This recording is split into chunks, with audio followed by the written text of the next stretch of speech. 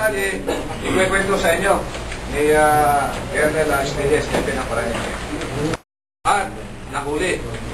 Nagkaroon ng kunting habulan, nahuli, at pati yung baril nahuli. Mamaya, sasauli natin yung yung sasakyan, yung Honda Civic, at sasauli natin sa tunay na may-ari. Palakpakan natin ng ating mga Dahil kahapon, mga bandang alas 4, mayroong isang naligaw na landas na ex-marine, si Renato Notarte, kasama niya si Anthony Dolor. Sila ay nang-agaw ng isang Honda Civic at ang biktima ay nandito ngayon. Si Ramesses Deo Garcia, dito ka rin.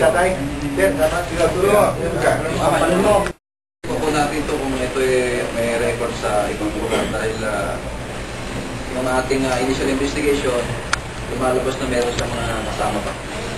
Sir, matagal naman sila nag-operate sa area? Well, this is the first time na ako sa Paranaque City. First time taking kung ito ay important sa atin natin.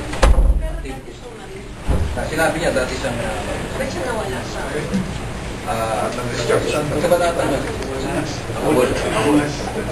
So, nabagay ito rin na may target na trace niya sa cellphone. Yung kasi hawak niya ang cellphone, mayroon parang text doon. Para bang nakuha niyo na yung Rembo. Hindi na ba yung Rembo? Tapos may nilibirahin tayo dito sa loob. Yung mga text message. Malaki yan. Malaki yan. Sa operation nila, Caloocan, Paranaque. Nagumabala, katagang siya. Parang mapapanga na reach-day ng mga